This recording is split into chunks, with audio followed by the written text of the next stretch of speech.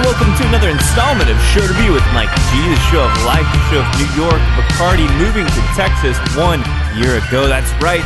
Today's chat is with the amazing Texas guy for Bacardi, Mr. Duanes Fernandez Jr. An amazing gentleman, an amazing mentor, has exposed so many interesting opportunities for this industry and is always looking out for the talent around him. It's great to hear his story, and this is about a year in the making. Again, today, October 19th, marks Duane's 1 year anniversary in Texas, and it took us almost a year just to sit down and chat. But what a lovely, lovely man he is, and what a brilliant fellow Aquarian chat this is. So, without further ado, I hope you guys enjoy this great chat with Duanes Fernandez Jr.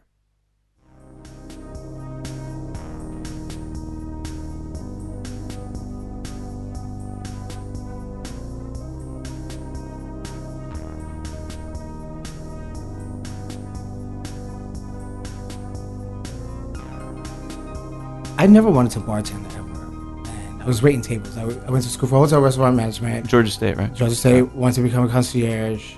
Was waiting tables there in college. Went back to New York City. Got into stayed in the restaurant industry, and just was like, I'm gonna wait tables until I find that opportunity. But during that time, I was like back in New York City as a young adult. So I was like partying my butt off. Partying. So like waiting tables was like perfect, you know, like you could get off whenever you wanted, you could call out whenever you wanted to, you know, and you took all your cash freedom. And you just went to the club, you spent it all out, you know, and then you went right back to work. Yeah. So it allowed me to have this like freedom. And then I was working at this one place down in Soho, and I was on call, and the trick was they would always have 3 people on call, and you would wait until like 4 minutes after. Okay. Because you're supposed to call 5 minutes beforehand. Gotcha, right? Okay. And I would just wait. And this time they were like, we need you to come in. And I was at my friend's house like an hour away. And I'm like, God darn it. So I get all the way to work.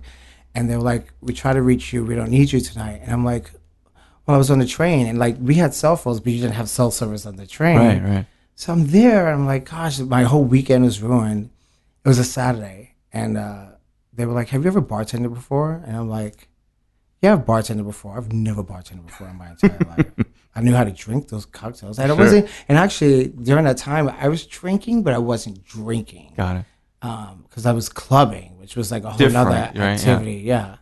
I would have a drink, but I wasn't drinking. And they were like, well, we need a bartender. Bartenders did a no-call, no-show. It was a hot spot in Soho. Yeah. We just opened.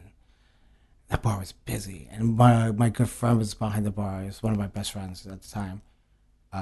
And I was like, yeah, I bartend. So I got behind the bar. It was a Mexican place, so thank God it was like nothing but margaritas, right? But occasionally they would ask, there was like someone would say, hey, can I get a Manhattan? I'm like, I have no idea what this is. And so I was like, Gregory, like, how do I make a Manhattan? He would like, tell me how to make a Manhattan. I'm like, okay. But once I remember, well, the thing of like getting behind the bar for me was that I went to school for high school and even junior high school for dance. And what kind of dance? Like modern dance? Yeah, modern dance. Yeah. Well, now everyone does hip hop, but like during that time it was like 80s and 90s hip hop breaking kind of that kind of, yeah. But modern dance, jazz, study ballet. I had a little bit of tap. And then of course, like the junior high school, you went through all the talents. So you went acting, chorus. Yeah. Then I went to high school for performing arts. So in my heart of hearts, I always wanted to be like the star and be on stage, right? And that had passed, and when I got behind the bar that night, that was the first night in a very long time that I felt like I was the star of a show. And I was like, oh, I'm not going back to the floor ever again. Yeah. And so for like the remainder of the year, it's so funny. I'm sorry to go so far back. Please.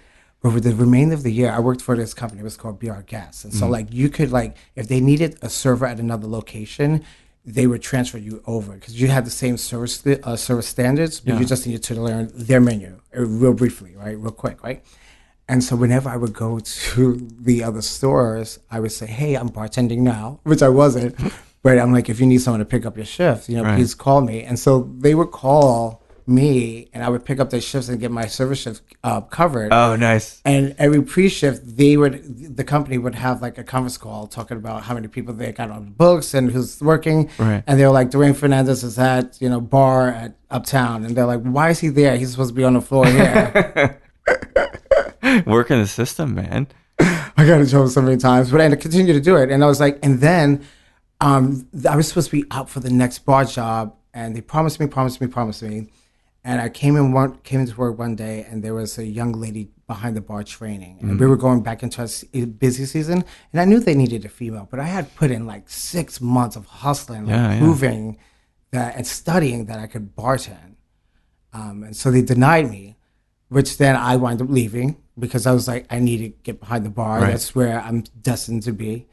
And one of the first jobs was this place. Funny enough, it was called the Stonewall Bistro. Okay. So you have Stonewall, which is that iconic, right? LGBTQ XYZ bar, and on the other side of it, attached, was a restaurant. They weren't connected. They were connected through a pathway.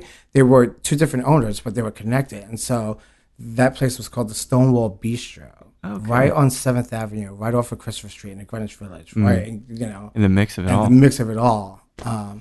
When I think about it now, I'm like, damn, that's so iconic, right? And so I went in there. I was young. I was cute. And the girl, manager, she hired me on the spot, and I trained for like a whole week. Yeah. And they were telling me about the boss, the owner. He was like this really big, aggressive Italian guy, like really just big, like that New York big bold. Right. And he walked in, and it was my first shift, and I was like setting up the bar. I was like doing my last like polishing, like wiping down the bar, getting ready for like guests to come in. Mm-hmm. And he's just like comes in, and he's like, who the F are you? And I'm like, oh, hi, I'm Duane. I'm the new bartender. And he's like, you know how to make a rusty nail? And I'm like, a rusty nail? I'm like, no, I've never even heard of a rusty nail. And he's just like, you don't know how to make a rusty nail, then you can't work at my establishment, so I have to let you go. God. That's a hell of a good. I was like, I was just like, this is a joke, right? And so the manager comes out, and she's like, hey, I forget what his name was. She's like, how's everything doing? He's like, you got this guy bartending in my place, and he doesn't know how to make a fucking rusty nail. It's like loud. And I'm right. I'm like, oh, this is serious. I was like, this is so serious. And she looked at me like, I can't do anything about it. If he says you can't work, you can't work. You Jesus. And I just left. You gotta feel pretty like fucking down about that. Oh, yeah. The thing was this, like, I was lying to, like, I changed my resume from like 10 years of service experience to like bartending. And so like I would go on interviews and I would get called out on things, right? And I'm like, all the time I would get called out on something. I'm like, damn, I didn't know how to bartend. But I used to like tell my my old managers, because I had good relationships with them, like, hey, I got a job. They're gonna call you for a reference. Please tell them I bartended. The way you didn't bartend, just tell them. Please tell them, right? It's like one interview, like, you invented the daiquiri? What? I'm like, daiquiri? What's the daiquiri? Like, I'm serious. I was talking to someone the other day, Ms. Frankie Marshall. Yes. Interviewed her this week. And love her. She just had this kind of thing happen. It's almost the opposite. So she posted about this on Facebook, but she had someone that was applying to work at Boudoir, and they mentioned having been trained by her. And they've been dropping her name in all these interviews. Oh, no way. And she doesn't know who the hell this dude is. That's funny. Well, here, look, you have to find your way to get in. Yes. And sometimes a little lie may take you a long way. I'm sorry. A little lie. That's a little fine. lie. Yeah. Look, if I just say I'm just saying that I was trained by Frankie Marshall. I didn't say that Frankie Marshall trained me to shoot guns. You know what I mean? Right. If I get caught in that lie, we can all laugh it off. Sure. So I even when I was like getting to that place of like mentorship, and folks were like, hey, how do I get behind the bar? I'm like, lie. Just lie. And like, just pull it off until like you get that Fake opportunity. It till you make it. Yeah. Gosh darn it. Even years later, I still had like, I was like looking at my resume, and I'm like, oh my gosh, I didn't bartend at these 3 places here. But I had gotten so used to it that I was like, oh yeah, I bartended, blah, blah, blah. This is what we made here, blah, blah, blah. It's so funny. That's crazy. So funny. But like, so when I first got my first bartending job, which was in Chelsea, I didn't know how to make cocktails, but I knew flavors. Okay. I knew flavors. I knew a balanced cocktail. I knew what cocktail tastes good to me, what the guests probably wanted. I still didn't even know how to make a Manhattan. Right. But maybe it doesn't matter because you maybe are making a Manhattan without even realizing it based on the flavors, right? But it was never like the proportions. Yeah. We didn't use jiggers. We used the jigger there, but we didn't use that jigger for that purpose. Right. It was just to, like, no one was teaching us. We're talking like 2003. Yeah. Right? No one was like, not when I was not in that part of bartending, right? The craft kids, they were just starting to happen, but they were small. And it was just like, what? I mean, you have Milk and Honey. I think Blowy's Only was open at that time. I don't even know if Death and Co. was open at that time. Yeah. But you had the Sasha Petrowski's, like all those greats. And then, I mean, you had other bars, like the Albert Trummers and the Delagroffs, they were doing a thing. So, but it was happening, the rumblings of like these really cool cocktails are like happening, but no one knew where to go. Right. You know? It's not centralized yet. No, not at all. Not at all. I remember, oh gosh, the first time I went to a cocktail bar, I was like in my world. I was blown away. But for a long time, for like 2-3 years, no, I'm not gonna. That's too long. But a year, I was just making cocktails on my own, and the liquor reps they would drop off like product. I remember when Saint Germain was like a test market. Yeah, and I hated it. What were you thinking about it? I didn't like it. I just didn't like it. Yeah. It was a different flavor. It was unfamiliar, and you have to think like I was already like playing with everything that was behind the bar because I was just trying to taste as much as I can, so I can just like combine things, just to make a cocktail. But then they started noticing the liquor reps, and they were like, always leave me product, and they're like, hey, in a week, give me like 4 or 5 cocktails, and I'm like, oh, okay, yeah, still not knowing how to make a Manhattan, though. But it still appeals to your creative mind. So I'm gonna step back and say, because we're both Aquariuses, yeah, and I think that I have a wonderful mate from London who thinks my belief in astrology is fucking rubbish, right? But you're a thinker, right? Do you think more than you feel things? I don't know. I don't know how to answer that because when you talk about feel everything and anything, and I feel a lot. Yeah, and I think I'm more emotionally connected to anything than actually really truly than I think about it. Yeah, like that for me, it's more of a feeling. Yeah. Do we'll talk about kind of where you grew up, and because I want to dive into this dance thing too. I love arts in that sense, But being in this industry, being surrounded by people, and as a mentor, you get a lot of love from people. I think they respect you and admire you. Do you feel that? Do you allow yourself to believe that people really support you and love you in this way for what you've done? Yeah, I do. It's humbling because when you're raised in an environment growing up that the support wasn't there. Yeah. And so in my head, I'm always like, oh, they like me, but I'm also like, no, they don't. Right. It's like two double-edged sword kind of. Because I always feel when someone says, oh my gosh, we would just want to get to know you, and I'm like, do you really? I'm like, why? Why? Yes. Yeah. But I mean, like growing up, it was difficult, so I had to like really just count on myself to do anything, to entertain, to dress, to even pay myself attention because I wasn't getting that at home. Part of a big, because I know you've got a sister. Are you part of a big family? Immediately, no. No. My dad's side of the family is pretty large. We're all connected. Yeah. But it was.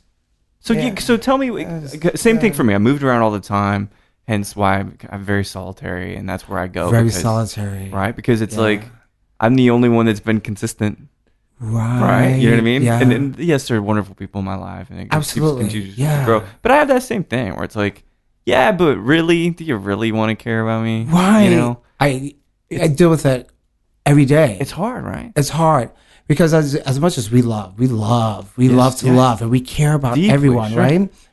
I always find myself like, I hope when I say something to someone, they know it's coming from my heart, because I'm not going to just tell you that I think you're talented, or I think there's something there, or we can work together, or nor am I going to tell you like, I really don't like this. I think that you should change this, and it not have a meaning. Like, I'm not going to say anything just to say it. Right. But I want them to know that I actually really truly care. If I didn't care, I just wouldn't talk to you. Of course. Right. And that's good, though. At least you're not blowing smoke. I hate that part. Talking for talking's sake. But the thing is that what confuses a lot of people, and I've learned this from even my past partners, is that I'm so quick to shut down and go into my own solitary zone and would not invite anyone in. Totally. And it's because, I'm sorry about that. No, it's okay. It's because that I'm used to just being by myself and dealing with things on my own for so long. And that's the only way I can deal with. Dude, that's exactly. I'm going through this right now, too. It's like, would you... All right, so in maybe your most recent or an older relationship or whatnot, when things got really, really hard, did you feel like just walking away and shutting down, or did you want to confront it and dig out the details? It depended. Like, depending on like what the scenario was. Like a lot of times at the beginning, I'm like, let's deal with it because I really like you. But once I'm over it, once we're done, I'm just like, there's no. I'm out. Yeah, I'm out. So I'm out. Yeah, totally. It's easy to disconnect. Oh my gosh. So it's way easy. It's almost sociopathic. It's sad. You know? It's sad. I tell like my friends, the people that know me, they know that I'm not selfish, but when I have to be, I'm going to be selfish, and you're going to know it. Sadly, you know, that's the thing about us Aquarians, is that we will give you the shirts off our backs. But we'll take it right away. Yeah. If it's affecting us. That's right. It's very strange, but it is. It's very much like that. And I go through that too. And you know, you're just a few years older than me, but we have, in some sense, some similar backgrounds. It feels like. So your interest in art and dance early on in performance, where does that come from? The family? Does that come from you seeing a music video at one point? Like, where did that inspiration to pursue that come from? It came from the environment, right? So I grew up in like early '80s. Yes. So it was like breakdancing everywhere. Yeah, amazing. And me and my downstairs neighbor, we used to put on little talent shows. So you hear that story all the time, right? I'll never forget. It was 1980, I think it was the 1986, 1984 American Music Awards. Oh, yeah. Janet Jackson, Control versus Whitney Houston, How Will I Know? I learned the entire routine to Janet Jackson, Control, and taught it to the girl downstairs, and we performed it. Yeah. And so with that, there was another young lady. Her name was Dina Cabrera. I never forget her name. She was a hip hop, a pop locker. Okay. And it was hot. We're talking like, this is the era. This is the time, right? Cardboard boxes outside. Like, mommy, I want a windbreaker. For what? Because I want to break dance. That Electric kind of thing. Boogaloo, right? Yeah. Yes. Electric Boogaloo was more like late 70s. Oh, it is. Okay. We're talking like full on. Got it. Okay. A b-boy, you know? And she was on this show called Pop. It was called Pop. It was on like, I just say WB, right? Yeah, it was just like a music. It was a music show, like a Soul Train, or but it was all b-boys and breakdancers. And she was going to the school named Jose Feliciano School of the Performing Arts, and she was in the 7th grade. And my mom and her mom, they became close, and they were just discussing me like dancing randomly, and they were like, "Why don't you have him audition for the school?" And I did. And I got in. Yeah. So that's the beginning. Yeah. The 80s, Oh, my gosh. You ready for this? Yeah. So we're talking 1985, 1986? Yeah. I live in Brooklyn. I live in Flatbush, Brooklyn. And the performing arts school was in East Harlem on 103rd and 1st Avenue. Whatever age I was at that time, I would have to wake up at 5 o'clock in the morning by myself and get on that train and go all the way to East Harlem. Because you're probably like 10 or 11, right? Probably, I don't even say probably younger than that. Jeez. Yeah. And already you're setting sail. Yeah, mom's like, is this what you want to do? I'm like, I was never afraid. It was like, you just have to do it, But when I think about it now, I'm like, the kids can't even go outside and play anymore. It's play dates. Right. My mom had my bum going. It's like, you get on the train, here's your token. Yeah. Or you get your school pass and go all the way. That's like an hour and a half, 2 hour train ride. That's incredible. I could have gotten all kind of kidnapped. And but it seems like New Yorkers don't give a shit about that. Kidnapping, a subway, everybody's just trying to do their thing.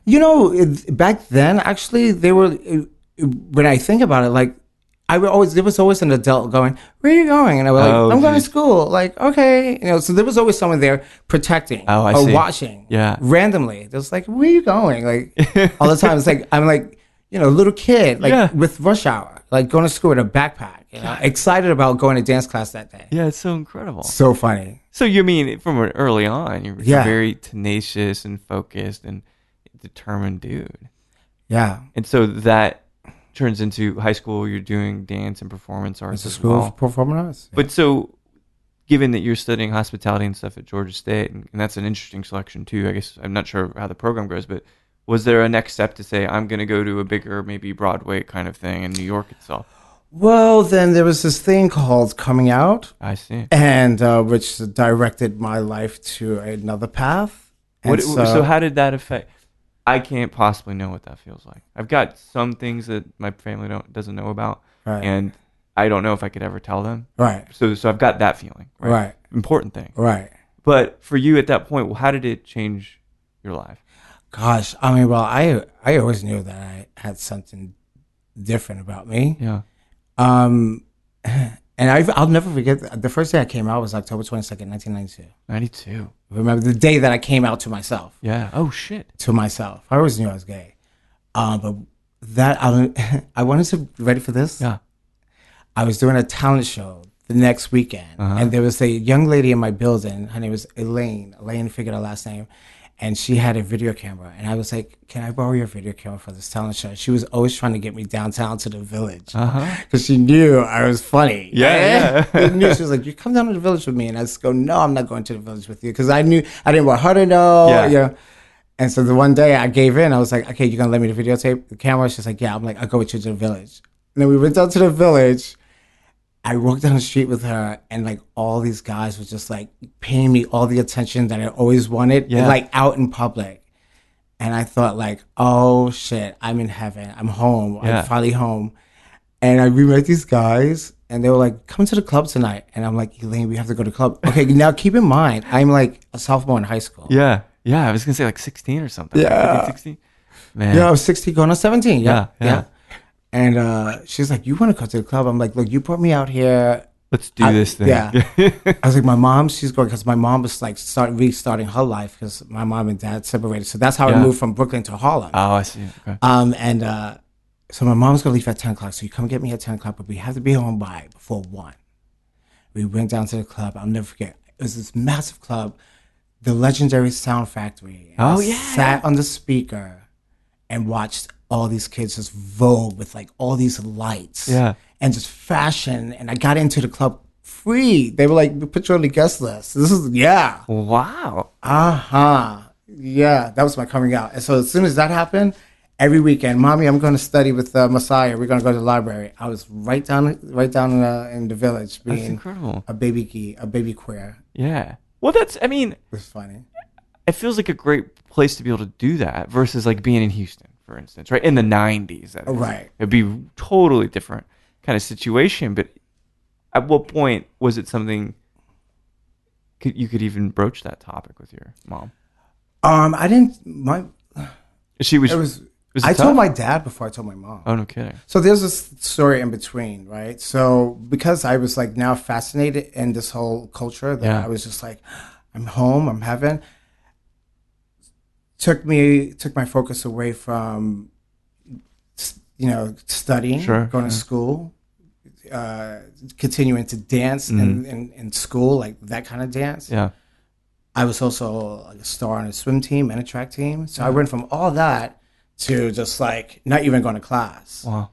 And my mom found out, and she shipped me to South Carolina to finish high school at my aunt's house, because I was doing so well in school. She's like, you're not going to ruin your life because I don't know what you're doing. Although she didn't know, but she didn't know exactly, because I had a boyfriend at that time that I was pretty much staying at his house. Yeah. But she wasn't paying attention, or she was, but wasn't caring. I don't know. Yeah. It's still an ongoing thing today, to this day. Okay. Yeah. It's really messed up. Anyway, with that, I went to school, met some people in Georgia, and that's why I went to college in Georgia. That makes sense. But so came back, I was lifeguarding for the summer, and I knew I was going to Georgia. So the day before, I told my mom a week before I was moving to Georgia. I had saved up all my money. I bought a 1989 Honda Accord. Nice. I had a place to stay. And the day before I was going, my mom, she would go out every weekend, and she would say, can you, hungover, of course, can you go to the store, get me she's going to hate this, but can you go to the store, get me a box of Newport, Oxalzicol Plus, and an Advil. Every Sunday, faithfully. Every Sunday. So that day, I went down to the store, got all the things, came up, and it was noon. I was leaving around 3. Yeah. And I went to her room, and she was like, okay, so we should have the conversation. And I was like, oh, wait, so she... Yeah, I was like, dum, dum, dum. She prompted it. Holy shit. Yeah. So before that, my dad, he picked me up from when I graduated from high school in South Carolina. So he picked me up, and we got our bags, and we took the bus back to New York. Yeah. And I was like, I have something to tell you. Because at that time, this was I think it was 2 years, maybe I was full and gay. I was part of I'm still part of the ballroom scene and houses, and I'm competing with Face and Legendary now and all this fun stuff. So I was like, I got something to tell you, Dad. And my dad and I, we had this really bonding moment. He told me something really personal, and then that allowed me to tell him something personal. Yeah. I was like, please don't tell Mom. And so he didn't, surprisingly. And then, oh my gosh, that's something funny.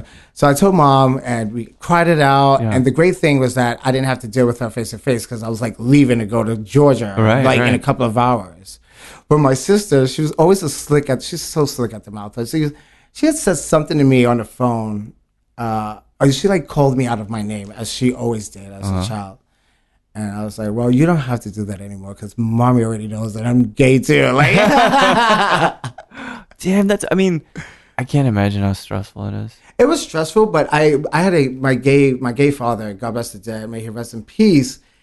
He used to always say to me, if your mother and your father accept you, no one else in this world matters. And he was like, make that, because he didn't have a good relationship with his parents, but he was also a generation older than me. Right, that wasn't happening, but he saw that our parents were coming around, and they were being a bit more accepting. And he's like, just when you have that time, that moment, talk to your mom and dad, and make sure that you're okay with you, and because that relationship is important. They're not going anywhere.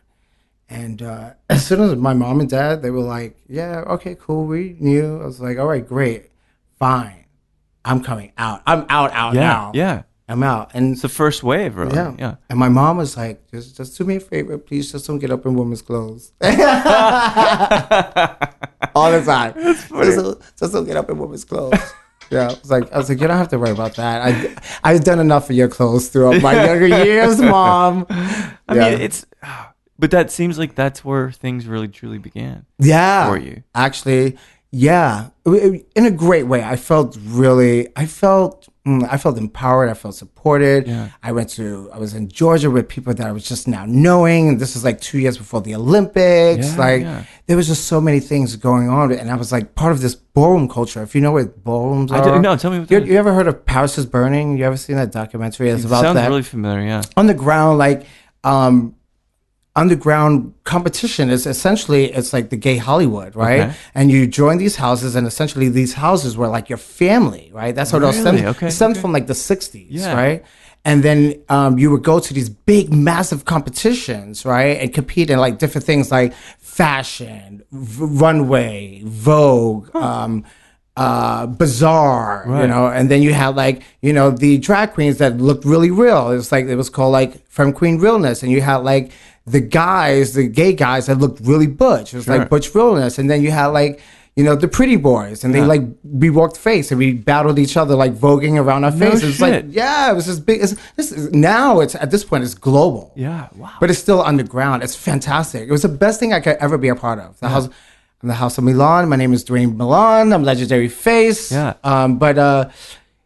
It's a community, which is really community. Yeah. And you can take it for wherever, because you have to think you have all these kids that are so talented, and it just boosted your self-esteem. Now, where you went with it is up to you. Sure. Now, I know people that are still involved in the ballroom scene, which is good because you kind of need that leadership role, but their personal lives are not that great. You know what I mean? But they're fabulous here, but they're not good here. You have a lot of people, a lot of my mentors, my brothers and sisters, they're like, one is a huge designer, just showcasing at Fashion Week. Wow. I mean, we have my friends have touched every celebrity possible in styling, like fashion. Where I get my style from, these guys. That's amazing. These guys, so it's all where you want to go with it. And it's funny that I was the only one out of our group, and my house is like the house, the House of Milan. Like no one gets into the House of Milan. You have to have something special about it. Right. That's why it's sometimes when I'm like that confidence or that arrogance come out, it's be like, darling, I'm a Milan, get out of here. You don't want this, right? That's still there. Yeah. But it's funny, I'm the only one out of those group of people that went to this side. That's so crazy. And I used to always admire them because they were all like fashion, and they like styling from Mary J. Blige and Jennifer Hudson. Like they're just things. And now, well, not now, but it's been a while. They're like, you're like, we work together because I got the booze and they got the celebrity. It's total parallel. Just their industries that really touch each other. Oh yeah, it's so funny. It's bizarre. I mean, because I always see them as like they watched me grow up. Yeah. They've watched me grow up, and not a lot of us, sadly to say, have made it. Past a certain time. Right. Or a lot of my generation didn't pursue their careers because they wanted to venture and live in this lifestyle. I always thought about what my mom said, not only do not get up and drag, but remember you're cute, right? You're intelligent. Use that too. Make something out of it. Yeah. And so I don't think that I'm intelligent. I know I'm cute, but I got something special. I believe in that. Yeah. Well, so here's the thing. So just literally talking about, or not literally talking about, but talking about how you talk, okay? This is something I fixate on when I interview people. It's like, what words do they use?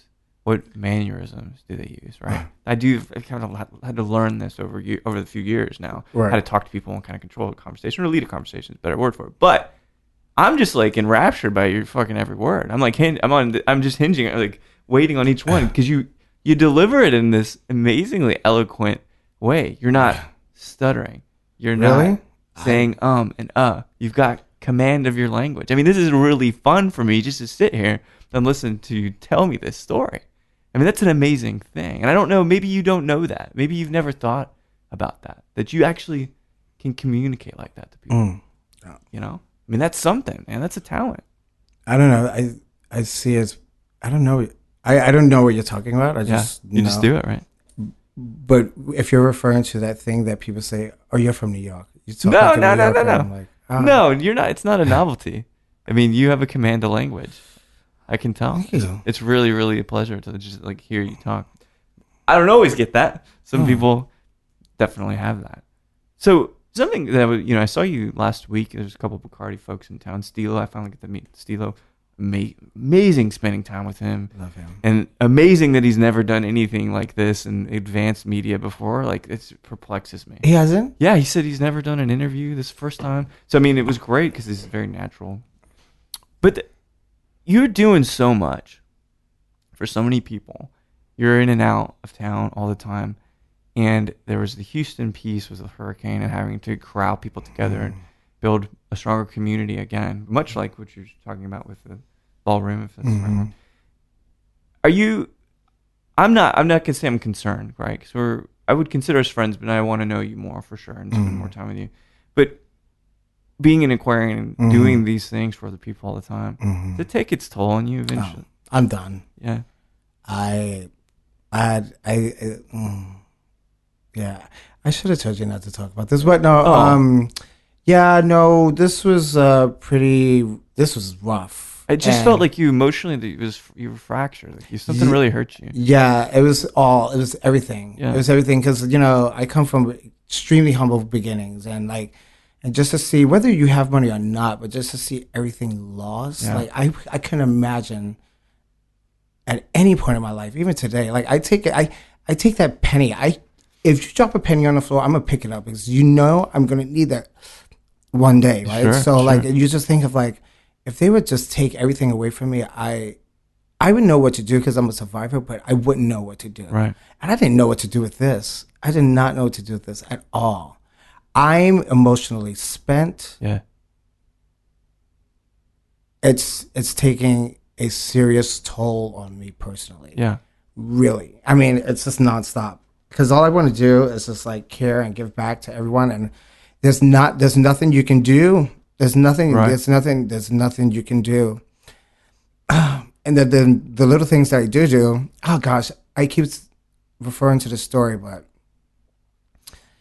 I think a couple of weeks ago, they needed drivers to take some food Right.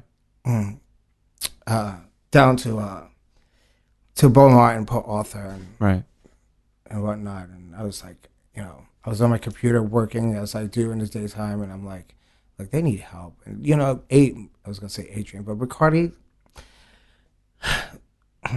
they know my heart. So look, I'll get in trouble for taking a couple of hours off to give back to anyone. Yeah. Well, I'm glad you did that. I could see that, but it felt like,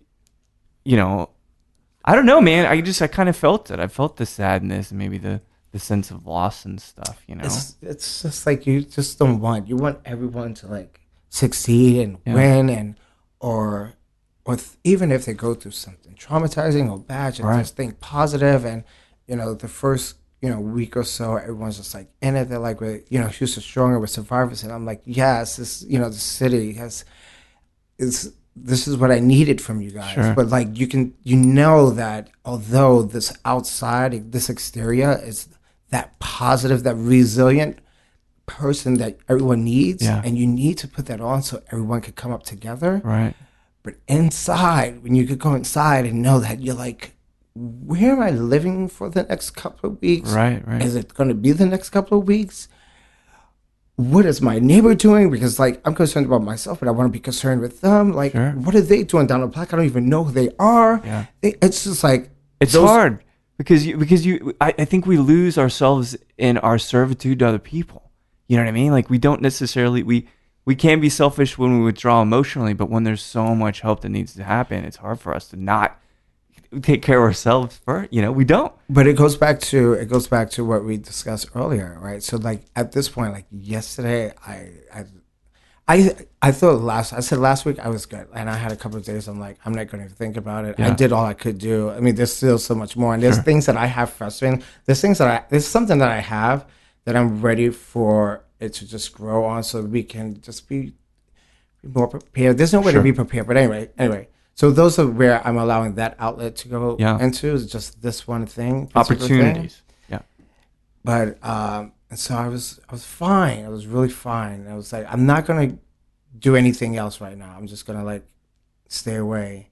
And then I helped one of my fellow peers yesterday, and having to go to her childhood home and destroy it, fucking ruined me. Right. Because then she's standing, she's just like, I'm fine, everything's fine. I haven't lived here in 4 or 5 years, but I'm like, and me personally, I'm like, this is where you grew up. You remember this stain on your wall. You know what I mean? Because you probably did something. You know what I mean? These are memories that are gone forever. Right. And so you have not just one person or two people, you have a whole community of people that, guess what, are just going to have to hold on to those memories and then remember the memory of why it was destroyed. Yeah.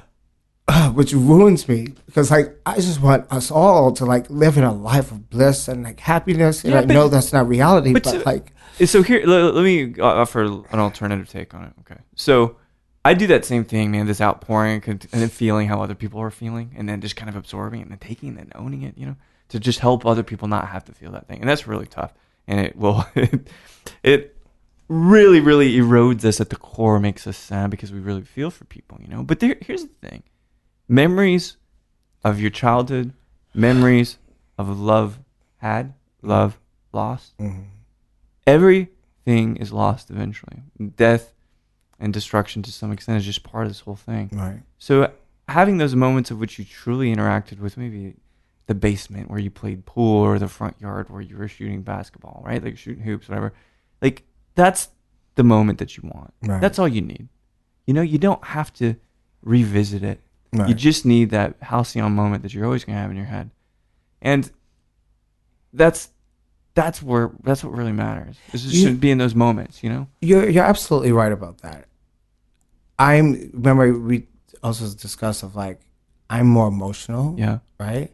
So even every time I go to New York City, I take a day. Well, every time. I've only been here a year. But like in the summertime, and I rented a car while I was in New York. Yes, once in a while I would drive. I've been driving since I was 16. Still in my sister's car to go down to the village to be gay. I would get a car and I would drive to Coney Island. I would go down my memory lane of growing up. Every summer I was like, I am going to go to Coney Island. I'll ride the rides by myself. Yeah. I'll get the candies from the candy shop that I used to go to, and then I'll take Ocean Parkway down to Beverly Road, and I'll get and I'll just park in front of my building and just like revisit those memories. So like, whereas you're saying like loss and those memories are there. Yeah, those memories are always going to be there. I personally like to see those memories. Yeah, I get that. For other people, it's just like, okay, it's gone. For me, it's like, I can't even throw out a lollipop if it has a sentimental. I've held lollipops for years because I'm like, oh, my dad gave this to me. I'm going to hold on to it. I'm not a hoarder, but I have things that I'm like, I refuse to throw it away because there's a reason for it. Yeah. And then one day I'll just say, okay, you know what? Someone else needs this more than I do. Yeah. But it takes a long time for me to. It's interesting to need the physical manifestation of the memory. Because things were always taken away from me as a child. That makes sense. Oh, gosh. Everything was taken away from me. Yeah. Do you have any possessions that you keep and kind of hold very, very close to your heart now? Everything and anything. Anything. That has any value to me personally? Yeah. Yes. Yes. I tell you, man, I've had wanted things as a child, as we all do. And, you know, maybe the thing came into my life and like, without even a question, it was gone. It was taken away. Yeah. So anything that I get, I'm like, it's mine. I'm holding on to this. Yeah. Protect it. Oh, gosh. Yeah. Please. If you knew my story. I was actually talking to this guy earlier about the legacy competition. Mm-hmm. And I was just like, go back to those memories that just inspire you. Yes. Go back to that childhood. And even if it's bad, because like those memories I have, my memories, I've had some really good memories, but I've had some really fucked up memories that like no child should experience. Right. And I pushed them to the side because I'm a Mr. Positive, and I would not let that dark demon out there. But the reality, how I got to this place, is for understanding why I had to go through that moment. And so, me developing and evolving as a human being, I have to like remember, deal with, and like head on deal with in order for me to push past. And still to this day, I'll tell you, I still fight, not fight, but like fight to my mom and my dad about the things that they put me through. Yeah. And because I still haven't dealt with it as much as I feel like I have. It's so hard to, because it's head on. You know what I mean? Feelings of inadequacy, feelings of safety, security. These things are fucking hard to deal with. You know, I mean, I've met a couple people that live and die by going to therapy. You have any thoughts on that? No. I was going to therapy at one time, and I was just like, ugh, this is not good. Yeah, I'm just like, you know, I always every time, like, I don't tell many people these stories, but when I let you know you get who I am. That's when it clicks. Because like as us Aquarians, we'll let you in, but we keep you at a distance. Totally. We're very mysterious, right? Yep. But when I let you hear that part of it, then you're like, okay, I get why you're this way. Yeah. So that's my therapy, and I'm like, gosh, I feel good. Yeah. I feel good. What do you do to recharge? So if I said, Duane, you got to take 2 weeks off, what would you go do with it? So that ride roller coasters. Yeah. Go back to I'm a 41-year-old man that still has a child as my inner child still alive and well. Alive and well. Yeah, no, I need to be around. I need to be in the sun. I need bright early mornings. Yeah. And if the early morning just so happened to be the first person at an amusement park to get on a roller coaster because I'm part of the roller coasters enthusiast club. No shit. Yes. Yes, I am. That's what I need. Like, give me sun. That's why I'm in Texas. Yeah. I was leaving New York. I was like, the last winter, I was like, oh my gosh, I'm so depressed. And like, I just need to get out of this gloom, this Gotham City. I love New York. I love them. I'm always going to be a New Yorker. But I needed to leave, and I was going to Miami because every time I go to Miami, it's just so beautiful and live. And they have me in Texas, and I'm like, I'm in Texas, and I'm here, and I'm like learning all the things in Texas and working like hard. So like learning and working, I'm challenged. I'm so challenged in the best way possible. Yeah. And like, although Texas doesn't have the Miami palm trees and the blue ocean, like it has a completely different vibe and feel that I enjoy. I love driving through like through the entire state of Texas. Yeah. Like, give me a reason to come to Austin. I'm like, okay, I'll be right there. I was like, man, you're really willing to drive to Austin. You must enjoy that. Do you know the story of like, I needed, before Francois was coming into town and things needed to get done, and I was so frustrated. I woke up in the morning, I had breakfast in Houston, I had lunch in Dallas, I had dinner in Austin, and I had a nightcap back in Houston. No kidding. And I was like, what? That's fucking, that's a gauntlet. And one day, I felt so good. I went to the bar with Alex Diaz. I was like, I can't believe it did this. I was like so hyped up. Yeah. I did a shot. I was like, okay, I'm going to bed. I was so excited. Man, yeah, that's brilliant. So the sun is something you really thrive on. I love an adventure. And like coming here, living here in Texas, like I knew no one. I never visited the state. I didn't even know what I still don't know where I live in the city. Yeah. I don't. So like every day is a new day, right? Sure. And I need that. I need that challenge. I need that. I was like driving in a neighborhood. The other day, I'm like, I've never been here. And I've been looking for soul food, like soul food. Sure. Not barbecue soul food, not an Asian influenced soul food. Like I want some soul food. I want something like stick to your ribs. Right. And I've been searching, looking, and every place I've gone has been like this Creole style, Cajun style. And I'm like, And I was driving through this neighborhood the other day, and I see Alfredo's, and I'm like, oh. And I pull over, and I go get the menu, and I'm like, this is exactly what I've been looking for. So like all this is like, I still haven't gone to Chinatown, and I love Chinese food, right? So I'm still like exploring. It's all new, right? I haven't even scratched the surface yet. Yeah, and Houston's massive. Forget about Houston. Well, Texas, I mean, Dallas, Austin, dude, everywhere. Every time I get into the city, I'm like, okay, I need to go somewhere that I have, right before the hurricane, days before the hurricane, a whole bunch of the USBG Houston members, we were down here, and we went to Barton Springs. Barton Springs, right down the block. Yeah. Didn't even know this. That's I'm amazing. like, look at how great this is. Yeah. That's randomly stuff, sure. So it's good. So you're just feeling it and going through all these new experiences. So it's almost the opposite of New York. And Steele said the same thing, actually. He had this moment where it's like, I can't do this anymore. This winter is killing me. New York, I mean, look, I always say this. If you can survive in New York as an adult and you've done it for a while, then you're good. Yeah. There's no need for you.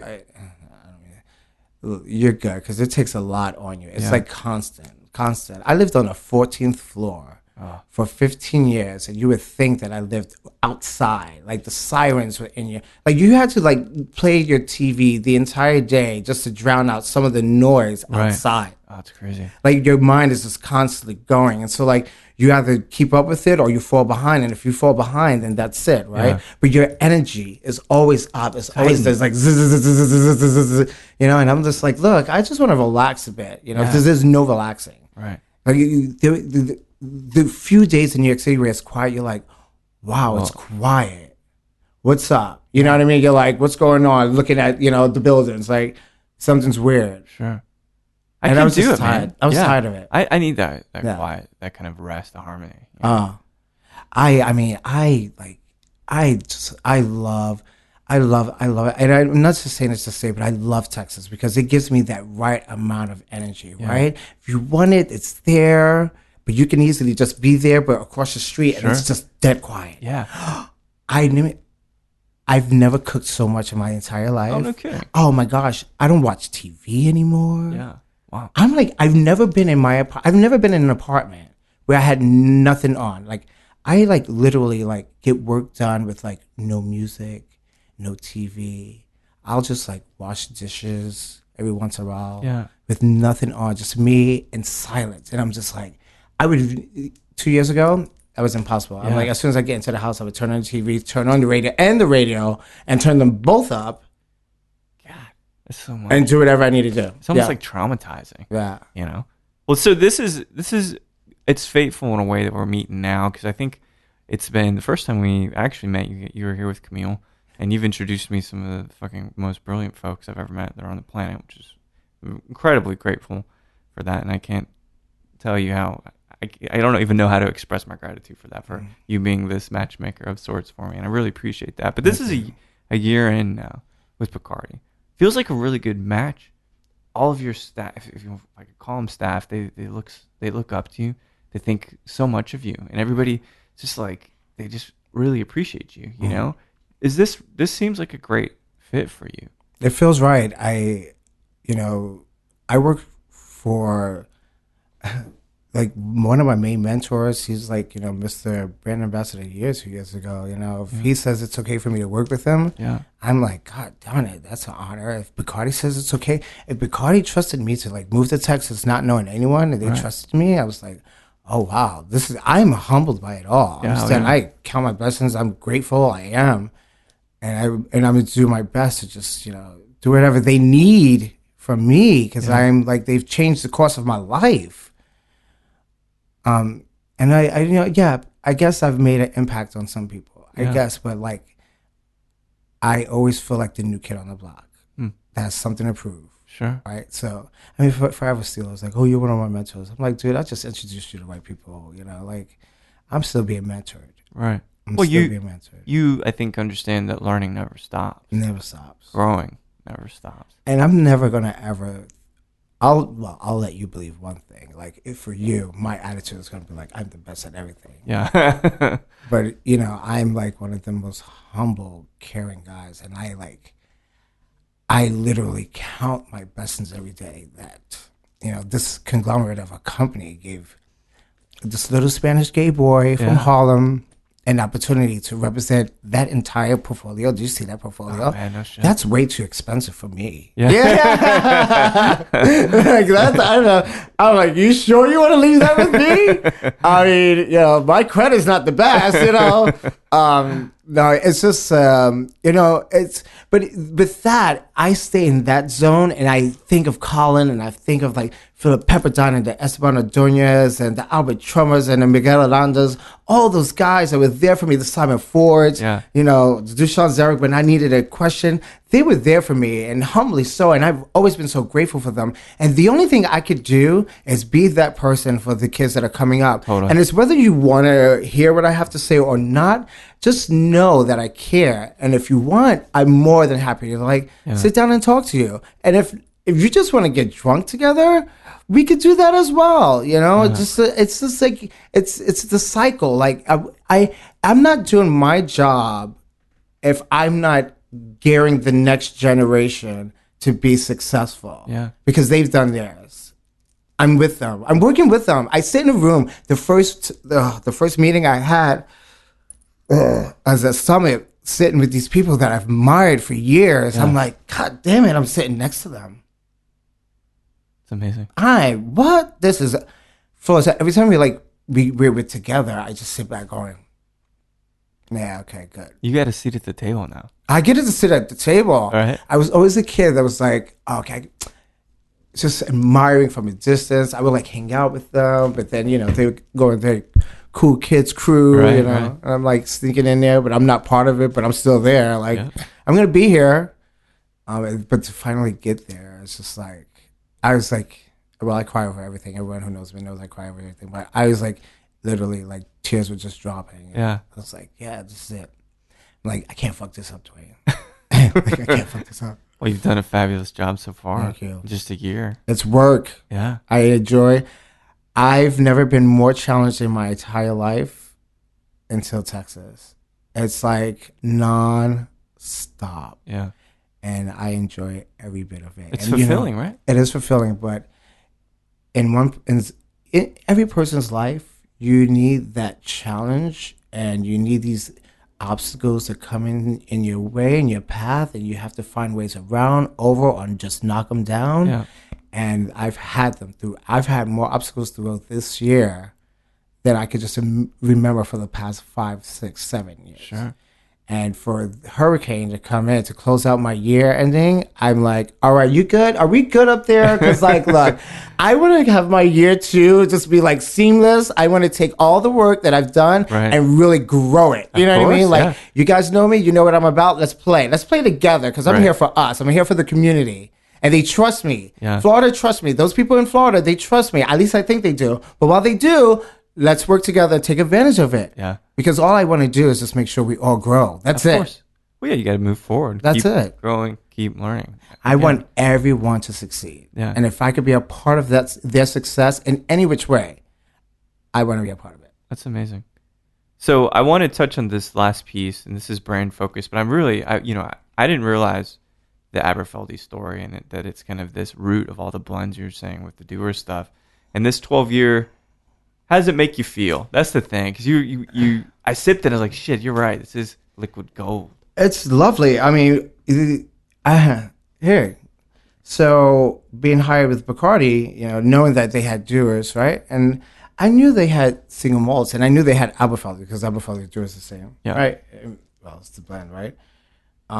But I didn't know anything about the last great malts, this is one of the last great malts. And actually, it's the Aberfeldy distillery that they actually make doers, right? Yeah. So this is the base of it. And Aberfeldy 12-year, I was always an American whiskey guy. I love American whiskey because it has those sweet notes that I love, right? And then those rye has those spice notes, right?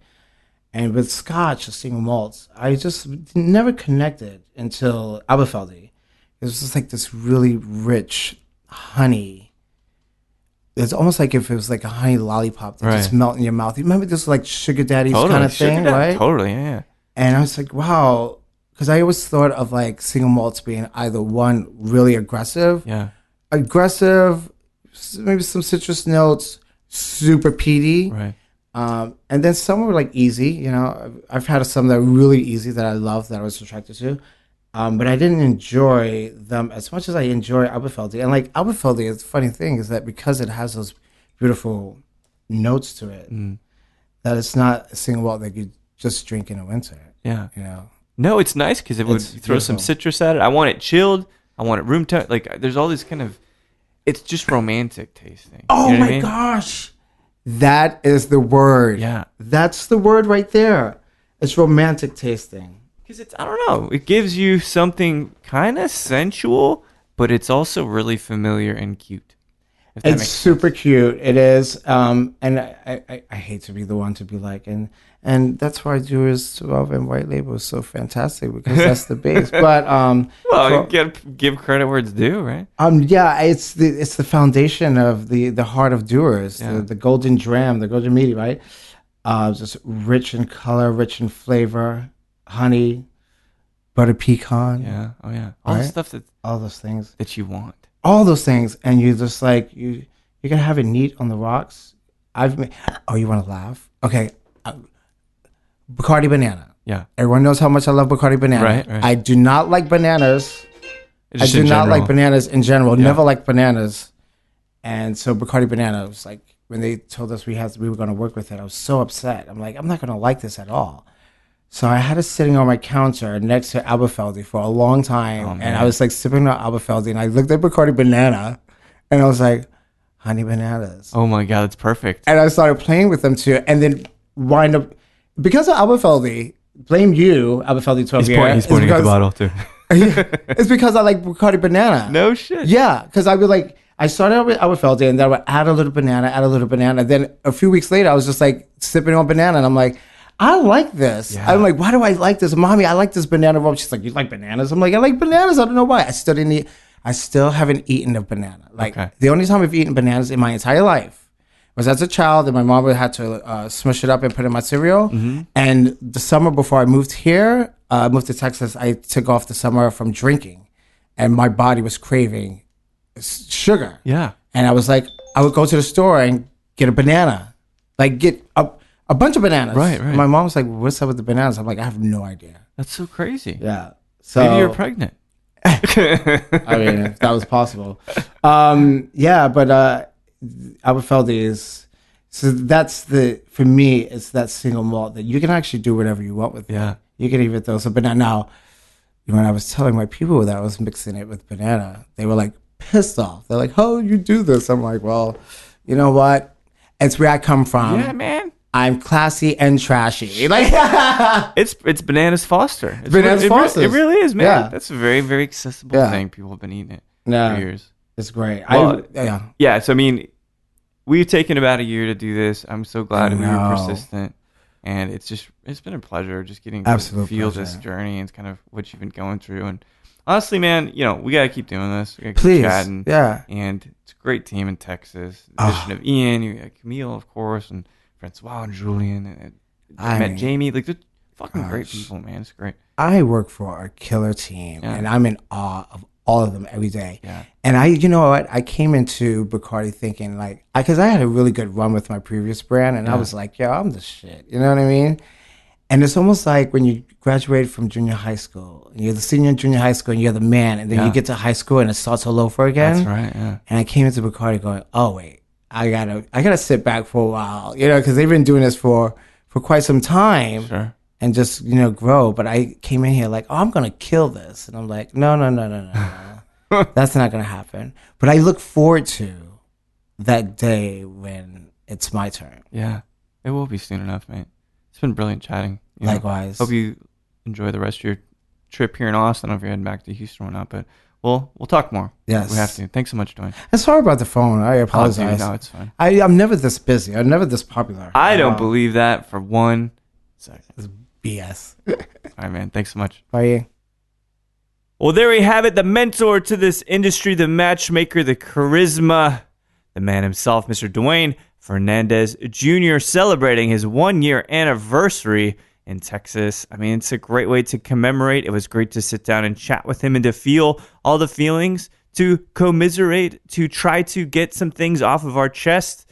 A lot of people don't buy into astrology, and that's just fine with me. But there is absolutely something very, very settling and warming and soothing about chatting with a fellow Aquarian. You should try it sometime. Thank you so much, Duane, for sitting down to chat with me. Really one of the greatest experiences I've had thus far doing this podcast, man. You really are a champion, and you champion the talent of others. So thanks, everybody, for listening to Show to View with Mike G. No matter how much you're looking forward to completing the next 5 songs for your third LP so you can share it with all these amazing people out there, or if you're thinking Tourist Trap came as a weird suggestion for a horror movie to watch this season, but yet was quite creepy and spooky, yes, you should check it out. Please keep dancing.